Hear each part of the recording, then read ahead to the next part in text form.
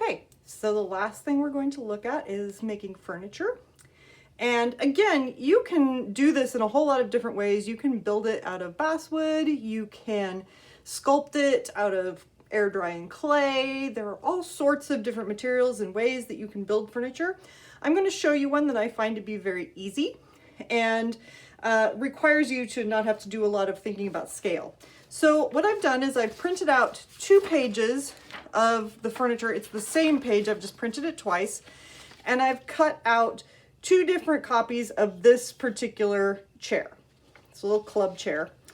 And I've pasted that onto my thin cardboard. The plan view of that chair I have pasted onto a piece of foam core because I'm going to be gluing some pieces to this on the front and the back to give it some dimension, and I want to have a good surface to be able to glue to. So I've already gone ahead and cut out the back. So I cut out the entire shape of the chair. Now I'm going to cut out a front piece for it. I'm going to try and do this without getting my head in the frame here. So I'm going to start just cutting out, and what I'm going to do is I'm going to just cut out what you would see from the front part of the chair. So I'm going to cut it off at the top of the seat. So go ahead and cut there. And I'm going to do this the fussy way. I'm going to cut the legs out. You don't necessarily have to cut this part out, especially if you have trouble with like cutting the legs off. That's okay. The sides of this thing are kind of lumpy and bumpy, but I'm just going to go ahead and cut them straight because that's way easier than trying to cut out all of those little bits and pieces.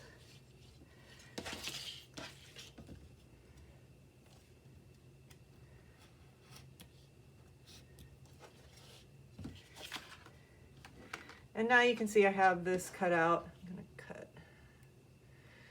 So one thing I don't really use a straight edge for is these little tiny shortcuts.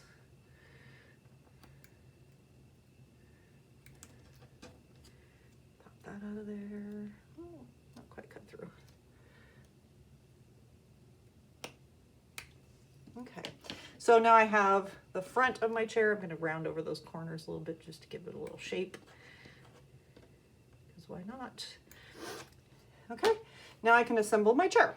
So I'm going to take my seat and I'm going to glue this front piece on so that the top of the seat is equal with the top of that little front piece. And then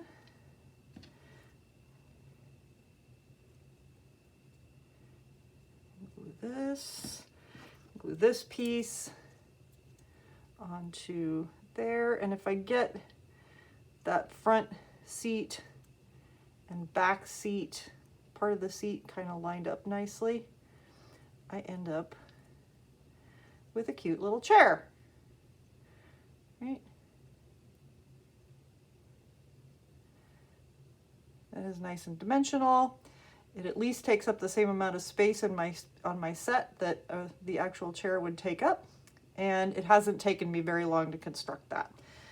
So I have that one. I have this other little one that I made earlier, which you would have seen me make except for the fact that all you could see was the top of my head.